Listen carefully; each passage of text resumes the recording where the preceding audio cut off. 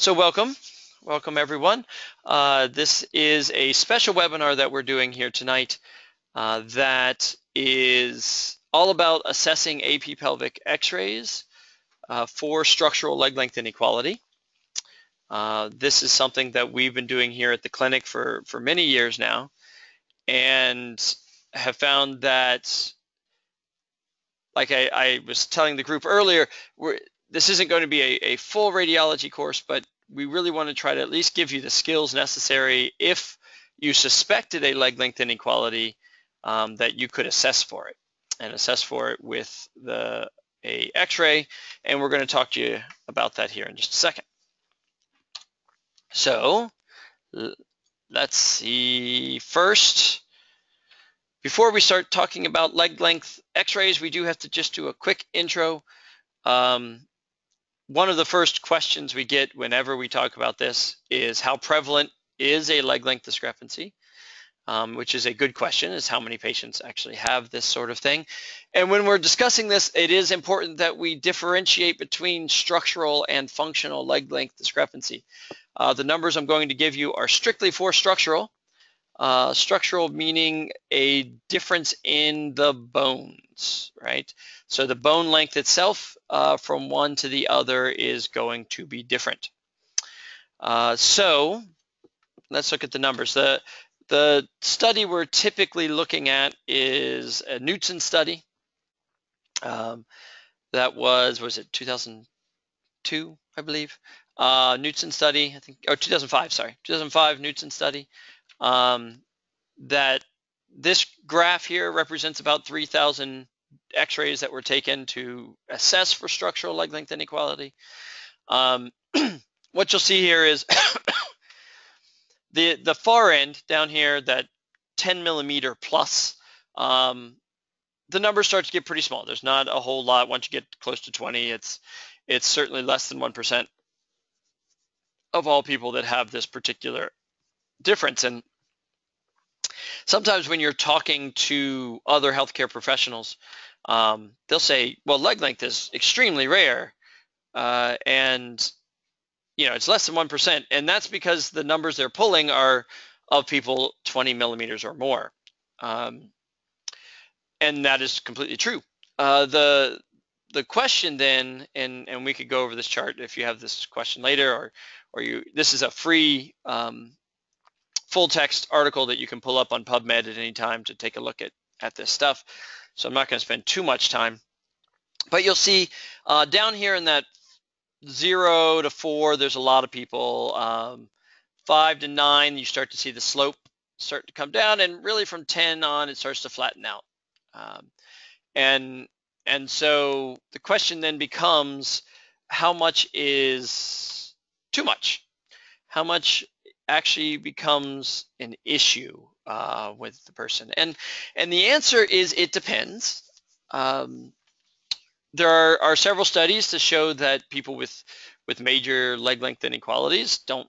There are some of them without a lot of pain, and they adapt to it quite well. So when we give you numbers, it's average numbers. Most people can accommodate up to about 5 millimeters without much of an issue. And so there have been a few studies looking at this, and here's a couple of them looking at, well, this is actually one study just broken down, looking at soldiers and their incidence of low back pain. So they just looked at low back pain.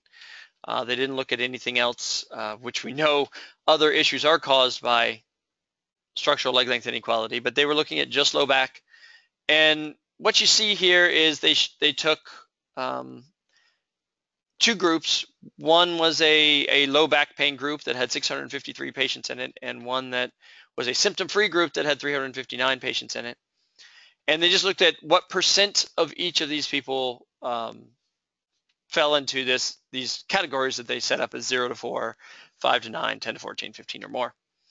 Down here at the bottom, you can kind of see the synopsis of this, is that if you were one of these lucky people to have less than 5 millimeters of leg length inequality, you were twice as likely, 56% of the control group, which was the symptom-free group, that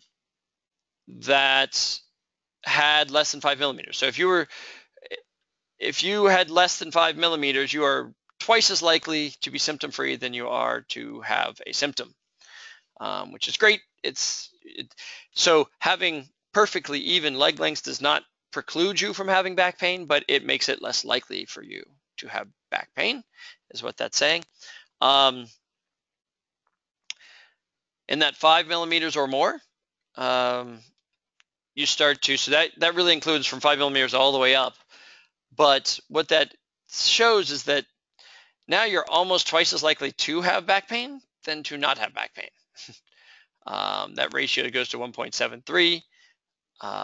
That stays about there, 1.93. So again, twice as likely to have back pain than not have back pain, up to about 10. And once you have 15, you are going to have back pain. That's what that's going to tell you, is that it's almost inevitable that you're going to have back pain. Almost nobody, only 2% of the people at 15 or more did not have back pain. And what the study isn't showing is that they may have migraine headaches, or they may have knee pain, or they may have other issues that could arise here. All right, now I'm going to take just a short break. Any questions on what we have covered so far? For those of you who have joined us recently, there is a hand-raising button. If you have any questions and you want to raise your hand, if you could hit that button. Try not to use the question panel, because I actually have a hard time getting to that question panel. Let's see. I'm going to unmute Eddie. Eddie, did you have a question? It looks like you have muted yourself, so I cannot hear you. If you did. So, can you hear me? Yep, now I can hear you. Okay. Did they use Prevalence method for leg Yes. inequality? How do they measure? That was one of this particular group. This was a Freiberg did this study, and they used the we're going to look at that here in just a second.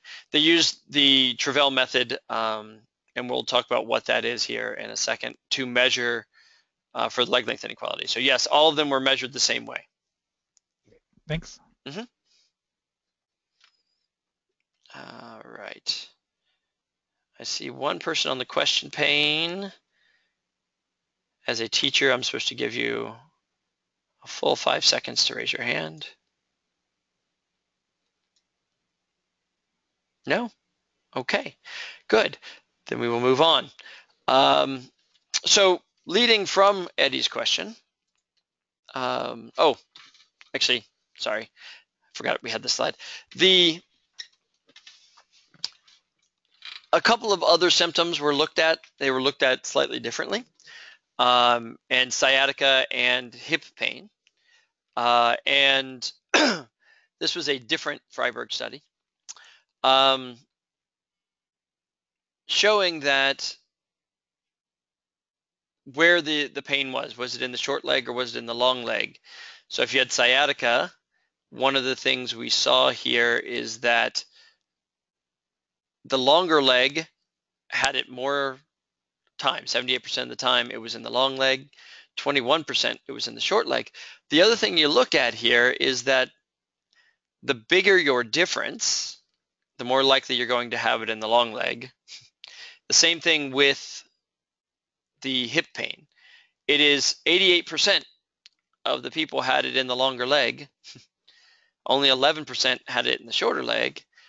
But also, the bigger your difference was, the more likely you were to have it in the longer leg. And that has to do with biomechanics and how that works. As it breaks down, it also is pretty close to that mark where we think the spine compensation goes from a C curve to an S curve compensation. So those kind of go together. Showing you a little bit of that. Okay, so what I did want to talk about here is what is the best way to measure for leg length inequality? That's a question, and that's something Eddie was alluding to with the Travell protocol that we end up using. Travell's protocol is not the best way from what we found. So there was a study done here by a couple of medical doctors that actually looked at all the different ways of measuring for structural leg length inequality. And you'll see here they looked at the tape measure, which is one of the ones that is used by physical therapists quite a bit. They used it looking at blocks, a person standing on blocks and doing some measurements. These are always great words. Teloroentgenogram and orthoroentgenogram. We'll actually define those here in a second. Scanogram, CR. Oh, I'm drawing a blank on CR. I'll have to get back to CR. Microdose digital radiography, ultrasound, CT, and MRI. CT is the one that is kind of the gold standard for measuring leg length. It has a couple of issues and some user error issues, but it does seem to be if you look under the reliability and accuracy columns, the more pluses it gets, the better. So it's got a double 4-star rating, double 4 pluses. It is the most reliable and most accurate of all the measurements. As you can see, the tape measure, one that is often used in many offices, is not reliable. This is one of the least reliable and accurate. Either way you do it, whether it's the apparent or real. Standing blocks, not a whole lot better. A little more reliable, not any more accurate. This one I highlighted, the teloroentgenogram, is the one we use. That's the one we use. That's the Travell protocol. Oh, that is not what I meant to do. Oh, okay, that did not. There we go, teloroentgenogram. Just by definition, what this is it's an X-ray photograph taken at a distance of usually 6 feet with the resultant practical parallelism of the rays to produce a shadow of natural size. You can't be too close to the film when you take the picture, is what this is saying, in order for it to be accurate. A couple of the other methods, let me just real quick give you the definitions of those. The orthoroentgenogram is very similar. It puts a ruler next to the film and actually takes 3 pictures at the hips, the knees, and the ankles, which I've got a picture of that. The scanogram is a scanning, right? It's like the orthoroentgenogram using 3 exposures, but it actually is more of a CT method. And then the actual CT uses a computer to kind of figure this out.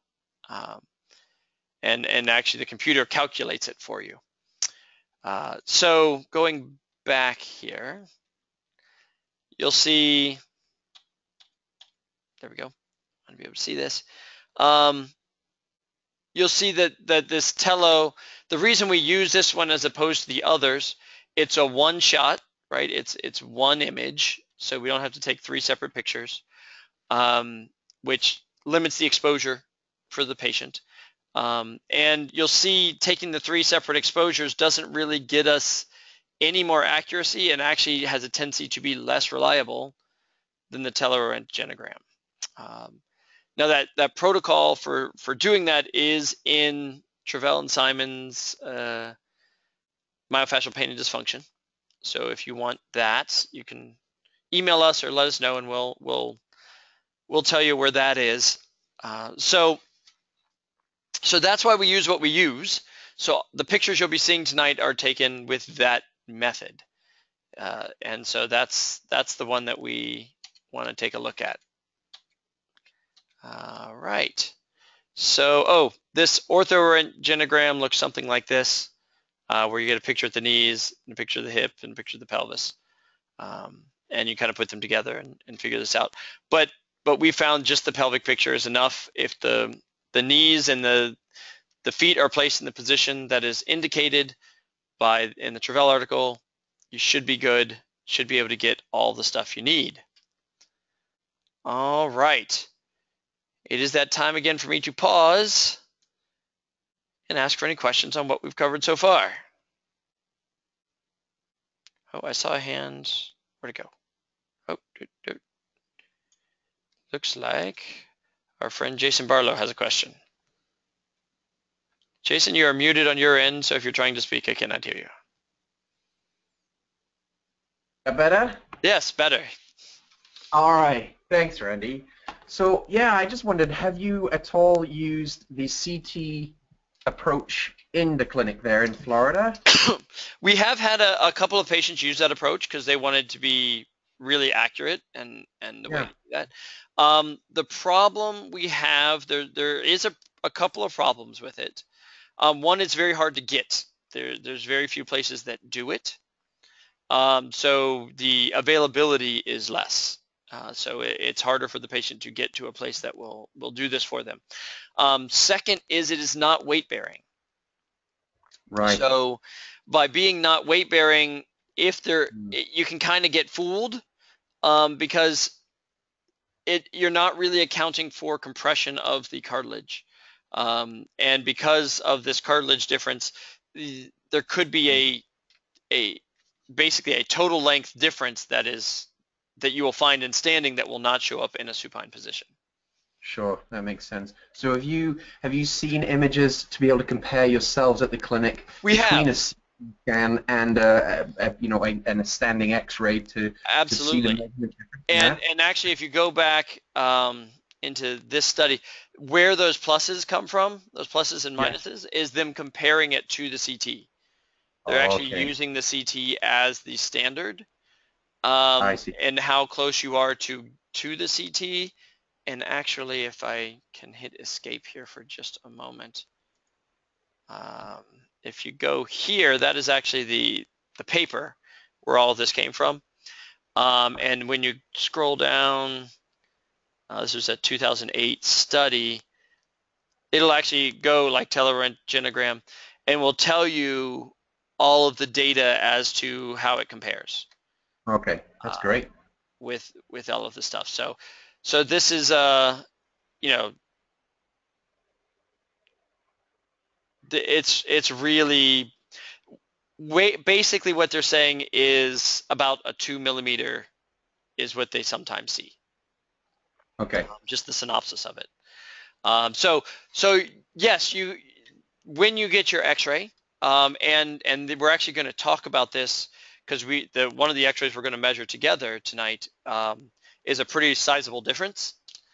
And in the clinic, what we have found is that the bigger the difference, the less accurate the result.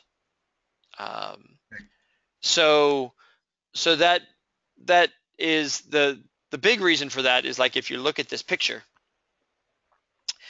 one of the things we're trying to do to get an accurate result is to get this horizontal beam coming from the X-ray film, or the thing emitting the X-rays.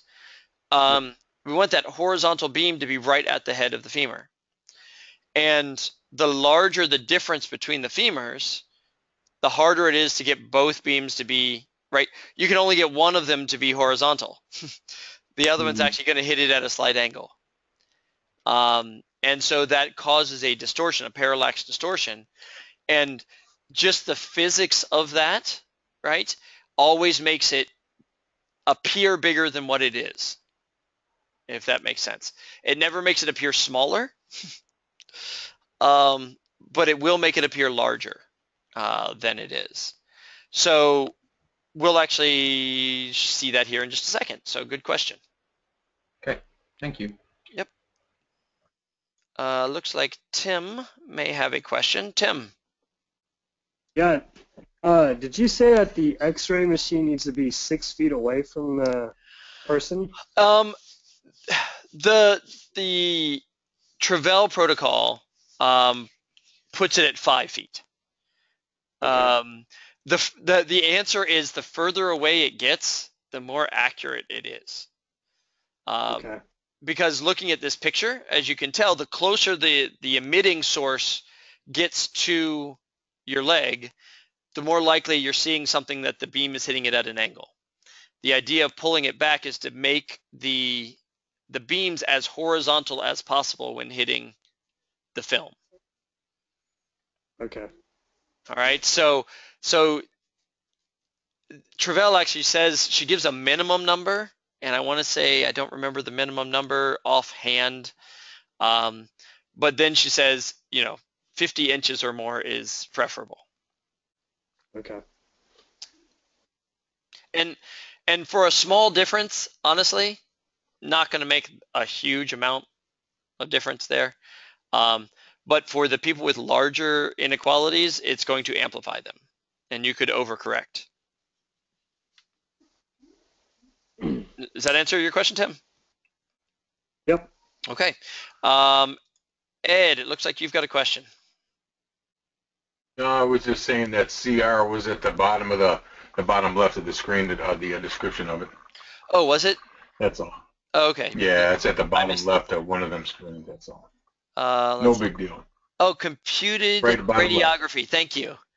Computed radiography, which is close to microdose digital radiography, except it doesn't.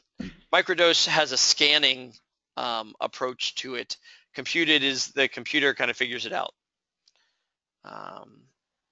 It's almost like the CT. It's a computer figured out type of thing. So thank you. Thanks for pointing that out. Eddie, it looks like you. Oh, I just muted you. Looks like you also have a question. Yes. If the Travell method is weight bearing, are you going to discuss how you deal with collapsed arches? Is that something that's going to come up? Yeah, I know this can become a really long webinar. The answer is, yes, you do have to deal with collapsed arches. We actually just ran into this in a case study here at the school. The best way is to put them in arch supports if they're going to wear them. That's the other question, is are they going to wear them? If they were going to refuse to wear arch supports, is it best to measure them without the arch supports? Because that is their functional difference. So that gets into some questions. But yes, you should do your best to equalize the arches when doing the image is the shortest answer I have for you. Okay, thanks. Yep, I saw another hand, but I think they may have put it down. And then I saw Derek Oliver may have a question. Hello, yeah. As far as the arch supports, aren't we supposed to like create an arch in their foot? Yeah, so you're talar neutral, right? Talar neutral is the best position to do this in, assuming you're going to put them into talar neutral. Right? Because the arch question is a whole nother webinar. Because there are people born right with flat feet, and talar neutral is actually a flat foot. Right? That their ankle has actually grown in such a way that they're in talar neutral with no arch. Right. So giving them an arch actually supinates their ankle and creates a problem. Okay. So it's not super cut and dry, but it is like I said, we could get into a whole arch conversation. Okay. And we should. I'm not trying to discount it. I just know that my time is limited this evening. That there is, and I would love to bring that up and discuss that further as we move on this. Okay. Get some time at the end. Let's talk more about arches, because it's something that we at the clinic talk about all the time amongst ourselves. So, because there's always, what do I do about this situation? It's really a case by case, and it's kind of, I like those things. I like the messy. We're gonna move on. But it's time to move on, yes. Okay, so let's get to the actual measurement, right? That's what we're here to do. If there are no further questions, I'm going to mute you all again, and we are going to measure. So I am going to now take it off the slides and bring us to an actual X-ray. And I'm going to go to that X-ray. So this is the one of the reasons I chose this one is that it's impossible to get the person's name off the screen, and this person gave us permission to do this. This is actually a therapist at our clinic. One of the reasons she is a therapist at our clinic is she had a lot of pain, and we had helped her out, and she got inspired enough to come to school, learned how to do this, and is now a therapist at the St. John Clark Pain Treatment Center. So she gave us permission to use her x-ray. Now, one of the things you will see, just looking at it here apparently, is you can tell the heads of those femurs aren't even. Just eyeballing it, it doesn't take a rocket scientist to figure this out. So that's actually going to be our first measurement. So most x-ray, digital x-rays that you will get come with a line tool. It's going to look something like this. Doesn't always have the same picture, but usually looks something like this. If they do not have a line tool, you can use the angle tool. Angle tool is a little more difficult to use, but I'm going to show you line tool. And what we're going to do is I'm just going to guesstimate, right? I'm not looking for anything too accurate quite yet. And I'm just going to draw a straight line from the head of one femur straight across. Now, to get this more accurate, I am going to use a zoom button, and we're going to zoom in.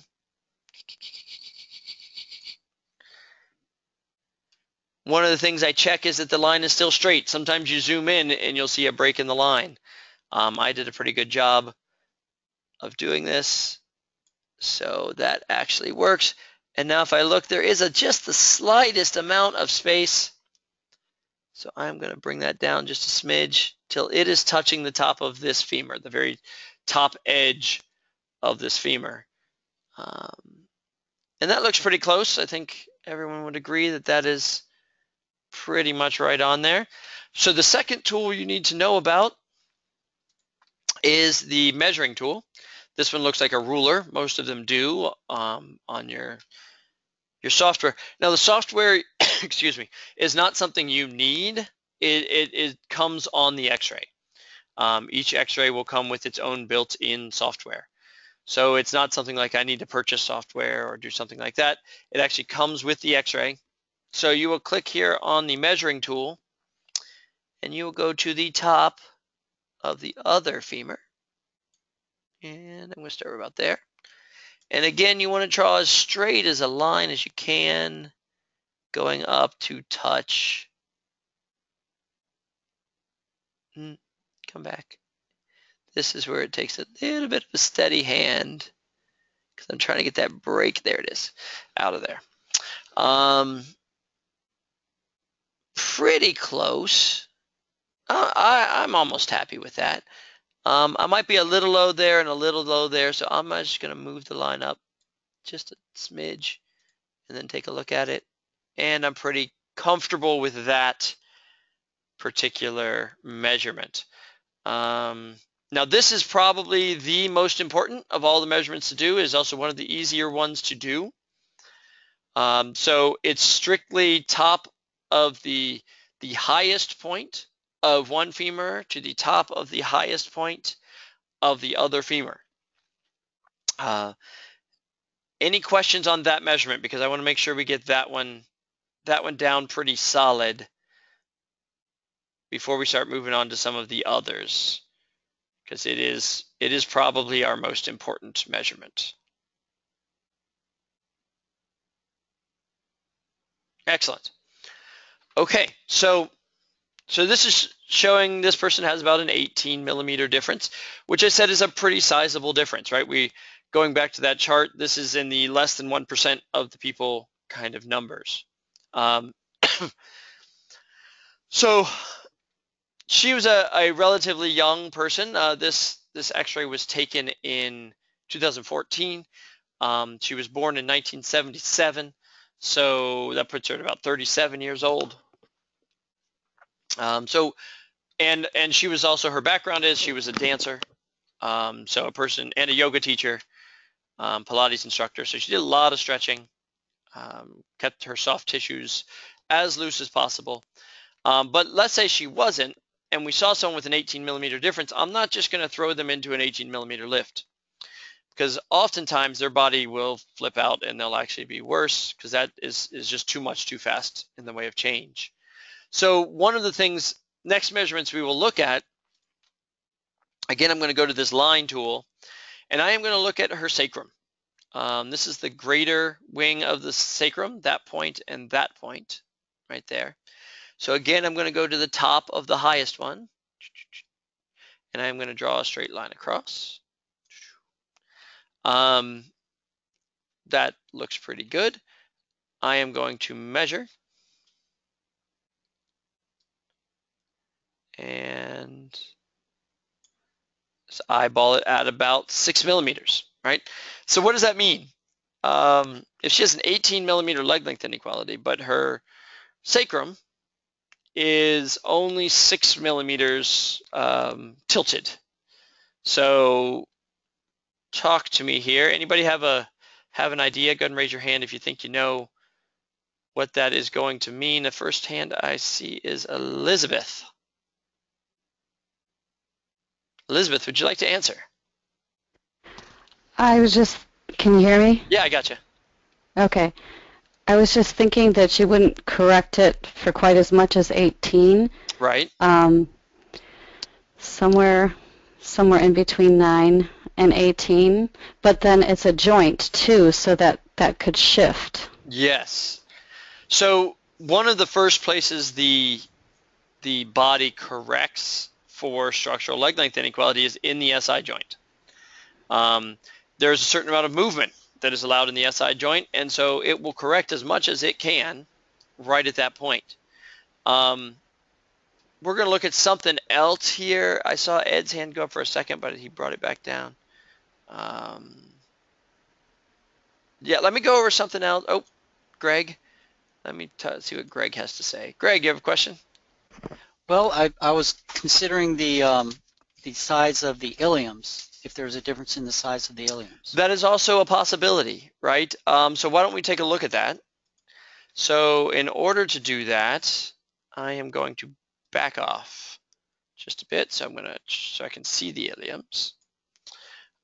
So we're going to pull out and go to my fun line tool here. Go to the very top of this one, bring it across, try to get as many of those breaks out of that line as possible. And let's see what the ilium difference starts to look like. So we're going to go give or take about a 14 millimeter difference at the crest of her ilium. And let's go down here to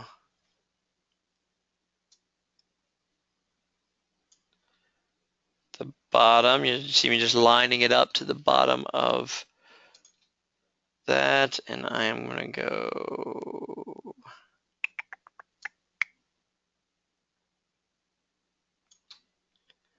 yeah, there's a little break in that line. I'm going to fix that.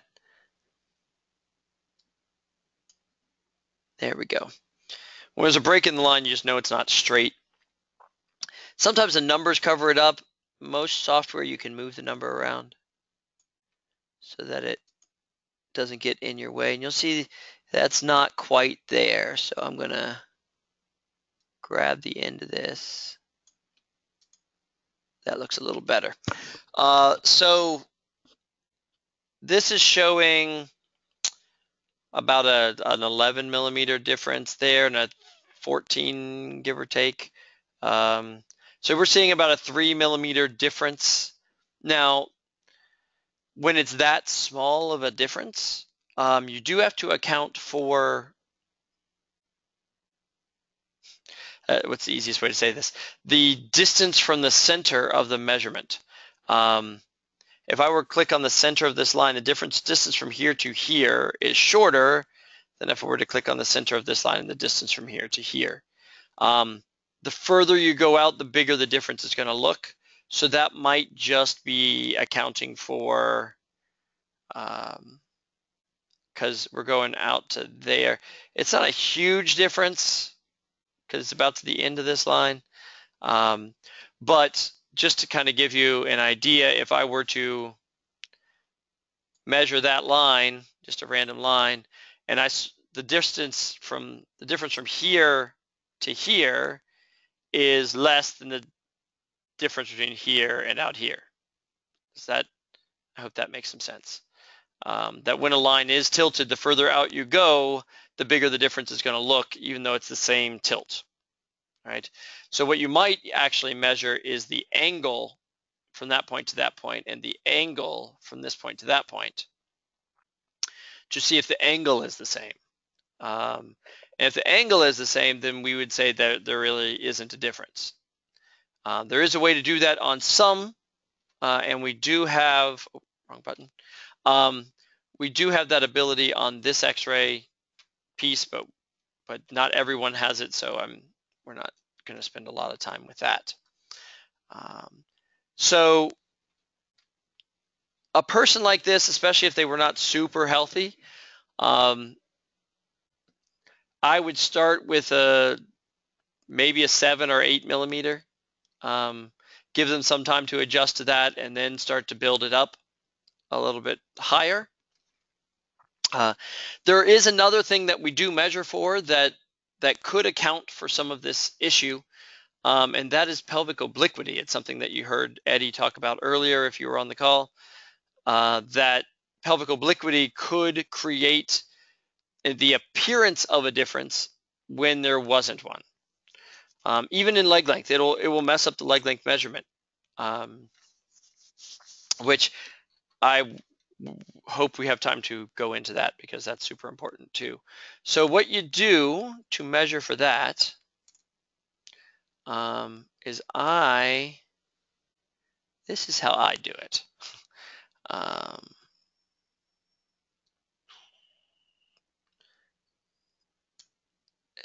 Because you can't measure straight out, there's a problem with that. So what I do is I draw a line. Sorry, my little breeding box here is in my way. Let's see. And you go right out to the edges, making sure to go through the bottom part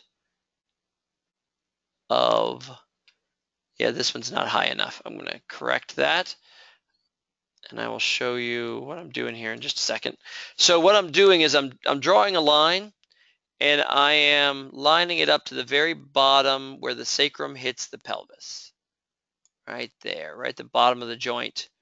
And once I have that angle, what I need to do then is to measure point A to point B on each side. So it's going to get a little messy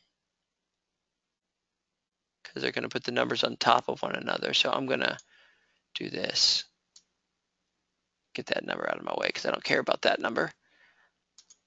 And I am going to grab this, pull it out to there,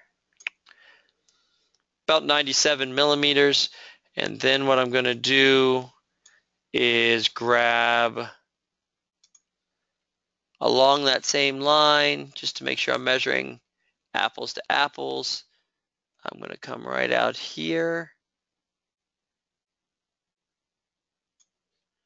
And that is 88 millimeters.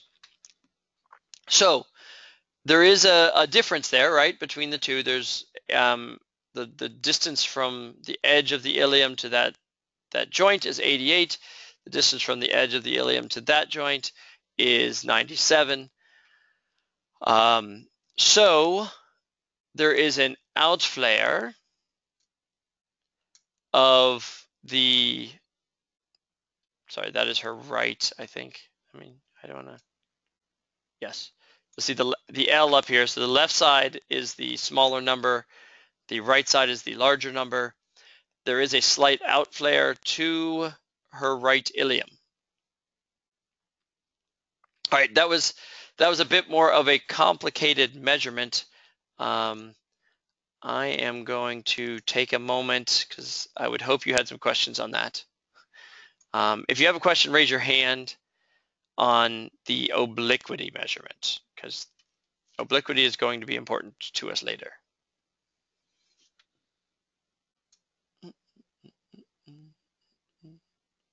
No? Oh, I saw something. Sorry, I have to scroll. All right, Jason, go ahead and unmute yourself and we will talk to you. Yeah. So how much do we know? Is there a calculation to know how much this obliquity is going to influence the measurement that we're taking for leg length discrepancy? So nothing published. There's nothing, we know it, I mean, and I've actually sat with radiologists and had this conversation. We know it affects it. The problem is the mechanics of how it affects it is reliant upon the shape of your ilium. And the thing is, not everyone's ilium is shaped the same. And so an in-flare on my pelvis may affect it significantly more than an in-flare on your pelvis would. Right. And so because of that, there really isn't a great answer. We just know it can affect it. Okay. And typically, just in general, the inflared side, the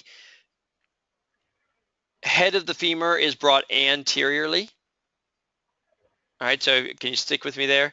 That where it sits in the acetabulum, as you inflare, it actually pulls the head of the femur anterior, is what it does.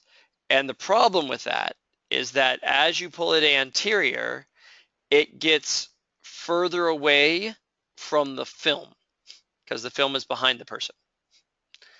Okay. So as it pulls anterior, it actually pulls away from the film. And remember, what you're looking at here is a shadow, right? And as you know, with any light source, as you get further away from the wall with your hand looks bigger on the wall, right? And so because of that, you're going to get a distortion. And what we can't measure is how far anterior does it pull with the inflare. And it will vary from person to person. So to be fully accurate on this, you try, and this is one reason why even before I send them for the x-ray, I try to get rid of as much of the inflare as I can get rid of and try to equalize the pelvis as much as possible before even sending them, knowing that that can affect the measurement I get on the x-ray. Yeah, that makes sense. Okay, so again, that's one of those gray areas that yes, we know it affects it, but it's really hard to tell you how much, and it's not a fantastic answer. But it comes down to a trial and error, right? That once you have a measurement, you send that patient away, you have them experiment for a few days or a few weeks with a certain amount, and then increase or decrease according to symptoms and what your treatment's and what they feel like they can adapt to. Yeah, absolutely. And like this person, you can see, one of the things you can see is she makes up for almost all of this difference, this 6 millimeters of difference here at L4, L5, right? That from L4 up, her spine is actually straight, very nice. But L5 is tilted the way that there's not much correction between S1 and L5, but there's a reason why this joint looks a little funky between L4 and L5 is she's actually compressing this left side. And actually where a lot of her symptoms were right up in that area. So that's where she was making her correction between that and her left SI joint. Those two joints were the two that were really taking the brunt of correcting for this leg length inequality. So that's where she was trying to make up for it, is with this obliquity and then correcting in the joints. So that answer your question, Jason? Yes, it does. Thank you. Okay. All right. Looks like Ed also has a question. If you would unmute yourself there, Ed. Yeah, so basically what we're doing is 3 measurements, the ischial tuberosity, the femoral heads, and the iliums, and then we're supposed to subtract one from another to get our numbers correct? So yeah, the only subtraction you're really doing is between the crest of the ilium and the ischium, the ischial tuberosity, right? And that's looking for more of a small hemipelvis, right, than it is the leg length. The leg length number comes from here, but we know that it can be affected by this obliquity. Is that clear? What we don't know is how much it can be affected by the obliquity, but we know it can be affected by the obliquity. So basically, we're not going to give them an 18-inch lift. We're just going to step them up 6 millimeters by 6 millimeters. Yeah, we're going to step them up little by little. Yeah, especially, and again, that's by age, right? If she's 25 and in great health, I can give her a little more than if she's 85. So you're gonna go by the person's age here and how much you think they can handle. No lifts over 85 and nothing. Nobody with a fusion, correct? Exactly. Okay. That's usually how we go. Now this person, what we're gonna see here, we did some more measurements with her, but I think I'm sorry. Did I answer your question there? Yes. Okay, good. As Eddie had a question. Do you still have a question, Eddie? No? Done? All right. Speak up if you do. Looks like Jason. Oh, go ahead. Go ahead, Eddie. Just quickly wanted to ask about the obturators as opposed to the ischium. You like the ischium measurement better? Is it more accurate, or so? Yeah, what Eddie's talking about is the surface area of the obturator, which is another way to take a look at this. You could actually calculate the surface area of this obturator foramen, because they will change with obliquity, and both of them have their issue. How's that? The problem with the surface area here is if there is a flexion disorder, it will change the surface area of your obturator as well. So you're really measuring two things instead of one, which has its issue. You can often confirm by looking at both and see, and you just basically what I think you're talking about is measuring the width here to here at the widest point of the obturator foramen.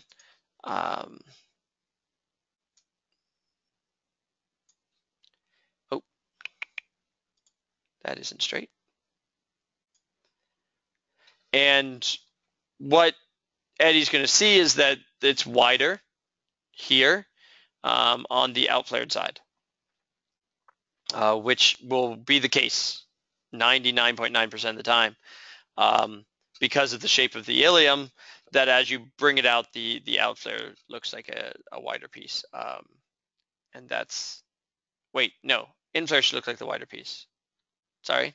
So this one is different. So and this is where, like I said, that 1% of the time, she has a significant flexion disorder which messes with it, which is why I don't like using just that.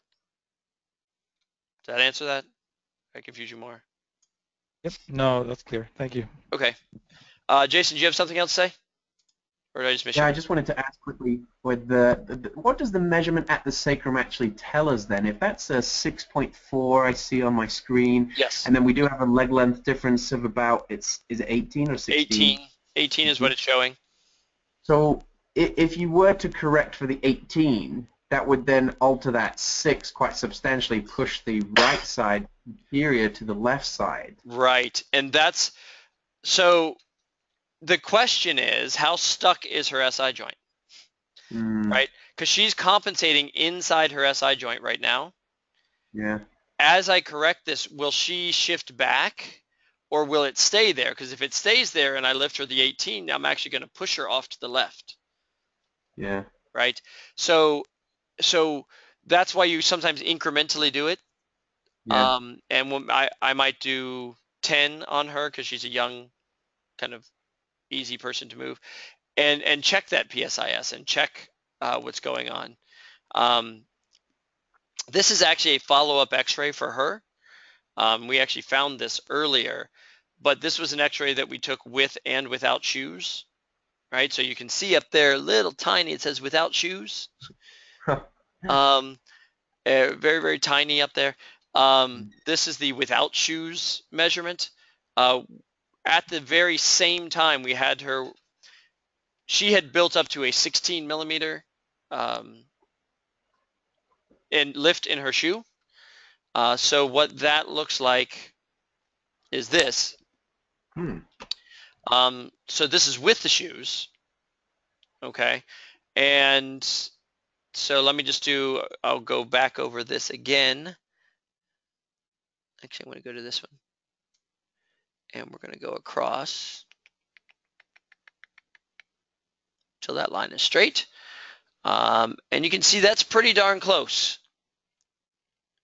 right? Even though we only lifted her, now I'm going to, pretty darn close isn't good enough for us, so we're going to zoom in.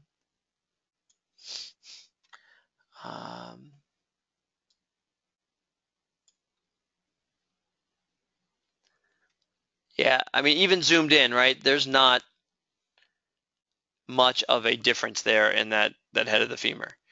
And so, but what she was feeling, right, was that it might be a little bit too high, even though that, now this is one of those cases that kind of makes our case. The last x-ray measured 18 millimeters, but at 16, she measures even. So the distortion we were getting because of her difference, it actually made it look 2 millimeters larger than it actually was. Hope that makes sense. But when you look at a couple of her other measurements here, I'm going to go there. I'm going to do these faster now that you know what I'm looking at.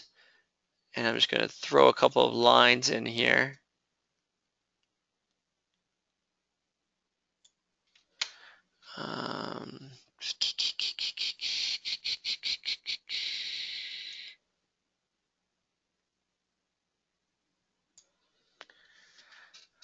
All right, that isn't perfectly straight, but I'm trying to do this fast.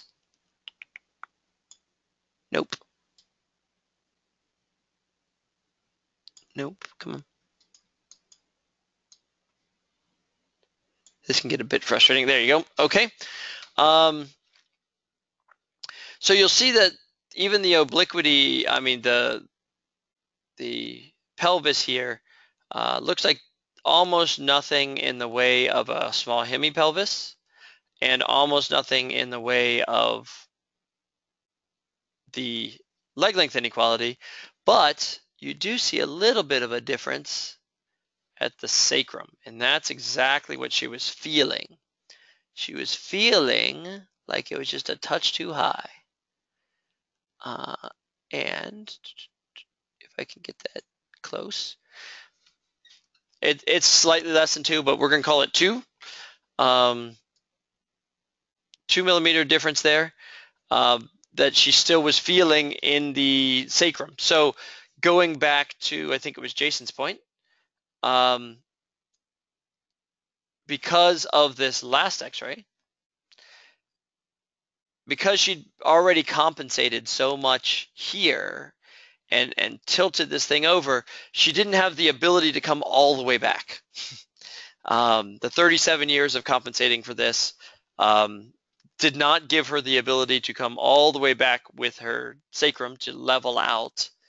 And so even though we did a really good job of leveling out her femurs, it functionally actually pushed her a bit too high.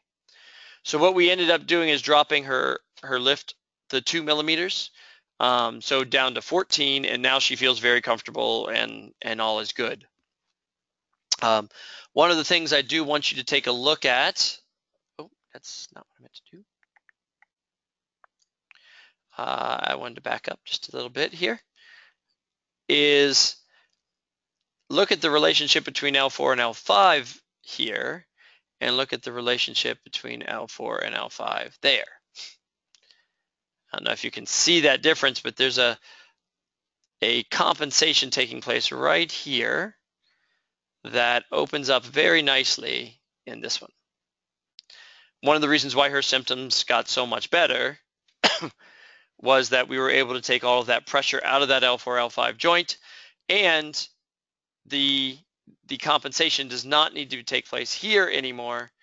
And like we said, there was some damage done over the years, so the 2 millimeters was as close as we could get. So we actually backed off, gave her a 2 millimeter leg length inequality, and got her sacrum level. So questions on that?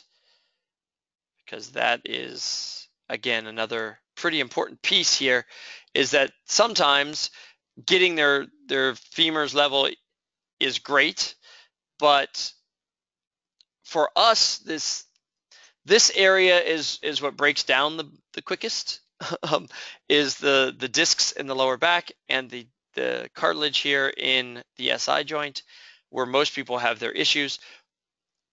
Giving her a 2 millimeter difference here, yes, there will be a slight wear pattern difference in her hip cartilage, but it will be slight. The body can adapt a little bit better here sometimes than it can up in this area. All right, so I have a couple of questions from our same people. That's fine. Jason, go ahead. Okay, so I'm just wondering, I think the date for the x-rays, is that the same day that she was with and without? Yeah? Yes, literally just minutes apart, with the shoes, without the shoes. Okay, so are you able to do those like on site, or does she have to go to a facility? She takes the footwear and she gets the x-rays done? Because the situation for me, for example, is I refer my patient to their doctor or a chiropractor to get their requisition form, and then there's a bit of a process involved. So there's times where I'd love to see my patients stand with their on with the shoe lift in to see what difference it makes, but at this point I've just been going off their symptoms and so forth. Right. We did this with her. She did it as a request. She went to her doctor and said, I want to see what the lift is doing, and had him take both the with and without as a comparison. So this was at her request to her physician. We do not do them on site, nor are we allowed to by our license. So here we're not allowed to do that. There are, I don't know where, different rules in different countries, but yeah, this is all through her doctor, and we would recommend you go through the doctor. I mean, find someone who will work with you, and do that. But yeah, that's how that was done. She just said she brought her shoes down with her. She had already had her shoes built up because she'd been wearing them for a bit. I would show you her original, but it was not digital. It was on film. And so, because her original is really interesting because you can kind of see the remnant of it here. See this little tiny white sliver right there? I don't know if you can see that on your screens. She had a big lip forming on this hip here. The body was actually adding bone out into here to compensate, because when you have that big of a difference, if you look, I'll switch this real fast. The pressures were getting to the point that she was putting a lot of pressure there, and it was building extra hip, and so that actually went away after wearing her lift for a period of time. The body was actually disintegrating that bone because it didn't need it anymore. So that was pretty fascinating to see. Eddie, did you have a question? Yes, thanks. Have you had success, or would you work like mobilizing the SI joint to help people accommodate at the SI joints? And yes, that protocol we do in the cranial course, where we do the pelvic mobilization, that had all been done with her. So, and like I said, she was a dancer and a yoga teacher, so she was a stretcher. She stretched a lot, and so at this point we haven't come off the 14. The 14 seems to be what is working best for her. But yes, the fact that we corrected 16 millimeters And remember, this was only 6 in the original, right? The measurement was only 6.4. So realistically, that would be 10 millimeters high, but it was able to shift back that much and take that much pressure out. It just wasn't able to take all of the pressure out. But certainly pelvic mobilization would be recommended in a case like this. That answer that question? Yep, thanks. Great. I think Dimitri had a question. I saw his hand. I'm going to unmute you just for a second, Dimitri. Hey, buddy. How are you, Randy? I'm doing great. How are you, sir? Very good, sir. I had the exact same question, as a matter of fact. I didn't know if the ligaments behind the SI joint were so locked up and not giving them the chance to mobilize the and the chance is that it still could be. That still could be the case, and we could require a little more work there. But there is such thing as bones reshaping, right? We know Wolff's Law, and bones do reshape over time. And maybe right, because the bones, they take a little bit longer, right? So maybe in 2 or 3 years, that bone will reshape again, and she'll be able to take that extra 2 millimeters. But at this point, it's uncomfortable for her, and she's much more comfortable in the 14. Understood. Spot on. Thanks. All right. Greg, you have a question. Hello, Randy. Yes. Yes. So on the left side, the longer leg, longer femur side, is that generally where you see the SI damage or SI joint injury? It is. And also. It is actually, and if you look back at our the studies, it's also where you see the sciatica, and also it's a unilateral hip pain, right? All of that stuff is more prevalent on the longer leg side, and a lot of that is because the adaptation has to take place, and that the SI joint is going to try to correct as much as it can for that higher leg, right, and try to level out the spine, try to get the spine as straight as it can get it by correcting in that SI joint. And that correction on the high side, that's where it gets all compressed, is on the high side. Now, that is in 75% of the cases, right? We're all different. We're each a snowflake, man. We are all a little bit different, and on some people, they correct very differently, or they don't correct at all in their SI joint. You'll see people with 10 millimeters of difference, and their spine just laid way over to the side, and they're not correcting at all. They're doing all of their correction higher up in the chain. And it's where they do that correction is typically where they're going to feel their symptom. Great. One other point.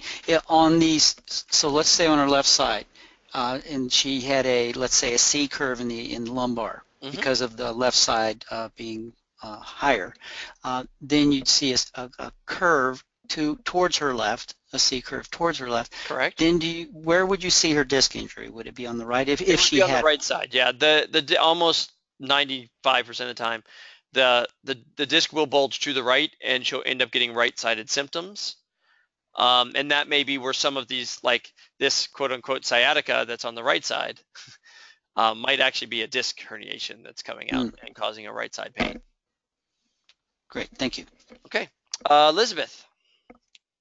Hi, yeah, I know we're talking a lot about the SI joint and the spine.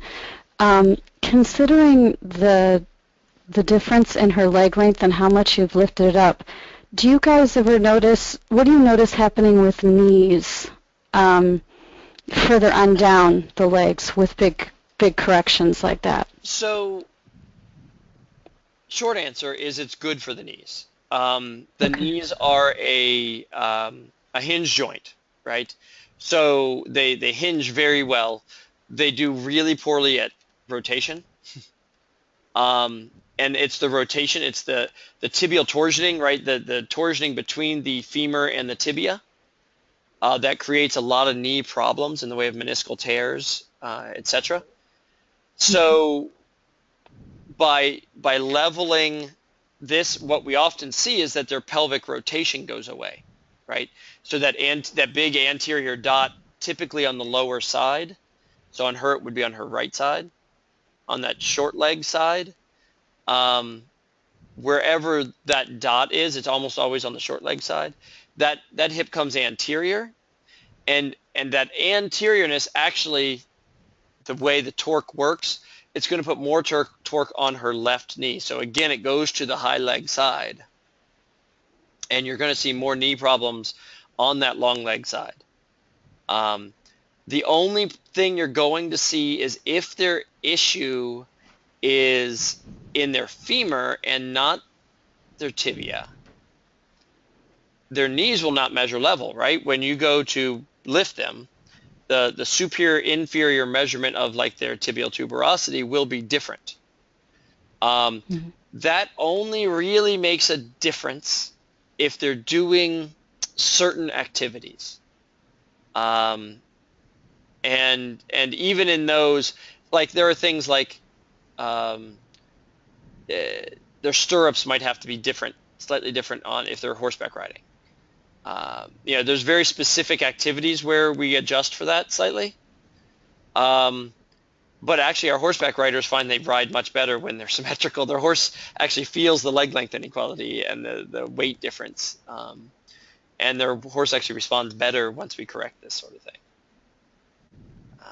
So yeah, very little in the negative with that. The only thing that we might, and this is only for the people with really large differences, because like my father has a 25 millimeter difference, and he also has polio, right? That's how he got this, and so there's a muscle wasting on one leg, and it's the short leg. And so you have this combination of muscle wasting and a heavier shoe. And so they'll sometimes, you'll have to make some accommodations for that and trying to make the shoe as light or try to even out the weights of the shoes, or you can play with that a little bit. But that's the only real issue we come in with something like that. I'll answer your question, Elizabeth? Yes, thank you. You're welcome. All right. Wonderful. I'm only 9 minutes over. That's not too bad. I felt like that's all right. And it looks like Ed has another question. Ed, what you got? Yeah, real quick, I was just curious if there was a site that you could go to that would let you practice on x-rays like this. No, there is not. Okay. But, Thanks. Man, I wish I could put one up. The problem is you'd have to have the software, and the software is on the disk, right? I would be willing, let's see, if I can get, well, I can get my permission. I have my x-ray. Or maybe Sheila's. I wonder if I could reproduce these x-rays and send them to you. Sounds good. It was just a thought, right? You just brought up something. This is why we have these things, is to see better ways to help. I might be able to do that. And yours goes for free, man. You get the free one because it was your idea. Otherwise, cool. I think we would just, the cost of the CD and the shipping, I wouldn't mind getting them out to you. So any requests, if anyone wants to send in a request to randy@neurosomaticeducators.com, I will work on trying to fulfill those. Good idea, Ed. I knew this was going to create more work for me. Love it. That's what we like. We like trying to find better ways to do things. Renee, did Renee have a question? Hey, how's it going? Good. How you doing, Renee? Not too bad. Couple of questions for you real quick. So I get a lot of times when like doctors or clients will say, well, how do you know if it's structural or functional leg length discrepancy? That's one of them. And also, how do you explain the hemipelvis to somebody as well? Okay. Well, the first answer is pretty easy. The first answer, I'm going to go back to my PowerPoint real fast, and I'm going to point them to this. The accuracy for a structural leg length inequality has been tested. And within plus or minus a millimeter or two, this technique that we're using to measure for this has been proven to be valid. And so I have research to support that answer. And I will point them to the research. I will also point them to the Knudsen stuff up here to show them that the prevalence has also been tested, and here are the answers that are out there. So it's not my word, right? I'm sure this is published, peer-reviewed papers. So I'm going to point them to that. Small hemipelvis. The easy answer for that is I actually have a pelvic model that I have, and I just basically show them an innominate bone, and I show them another innominate bone, and that there are growth plates within these innominate bones, and sometimes because of pressures or genetics when you are growing, one doesn't grow as large as the other, and in doing so, it makes sitting a dysfunctional position. And just go basically with the touching model, showing them what needs to be done. There also is Travell has a real good explanation. If they want more, I'll whip out my Travell book and show them all of the information on that. Did that answer the question? Okay. Yes, sir. And last question, since you are recording this, can we go back and listen to it? Absolutely. We will be putting this on YouTube, basically as a free resource for anyone to have access to. So yes, as soon as it goes up, we will send out a link to everyone that attended this to make sure that you get the link to the YouTube video that will be up. Thank you. You are welcome. And certainly, any questions on any of the references we gave, we'll gladly send you out that information as well too. It is here on the slides. Everything is, wherever I documented something, there'll be a reference to it and where you can find it as well. Wes Steffen, are you there? Unmute yourself, and I will answer your question. All right, you're unmuted. Can I hear you? No, now you're muted again. All right, start talking whenever you can, Wes. If I hear you, I will answer your question. Having some audio connection difficulties there. Sorry about that, man. But if you want to email me the question, I'll be glad to answer that as well. All right, so thank you everybody for coming to this. Sorry you didn't get to hear Ramona's voice. We were hoping she would be here, but she was unable to make it. I know hearing me all the time can get a bit boring. I get tired of hearing myself. So, like I said, we will post this and we will let you know. If you have any further questions, again, randy@neurosomaticeducators.com is probably the best way to get a hold of me. And I will try to get back to you as soon as I can. All right. We do these webinars every month. That is something also on our website. You can sign up for webinars. We're always doing stuff. You also get access to the 4 years or so of webinars that we've done that cover all sorts of subjects when you sign up for the webinars. So that is something else to consider if you guys were enjoying this. All right, if I didn't hear from you, it was nice that you attended. And those I did hear from, thank you for participating. And I hope to talk to you guys again soon. We'll talk to you later. Thank you, Randy. My pleasure.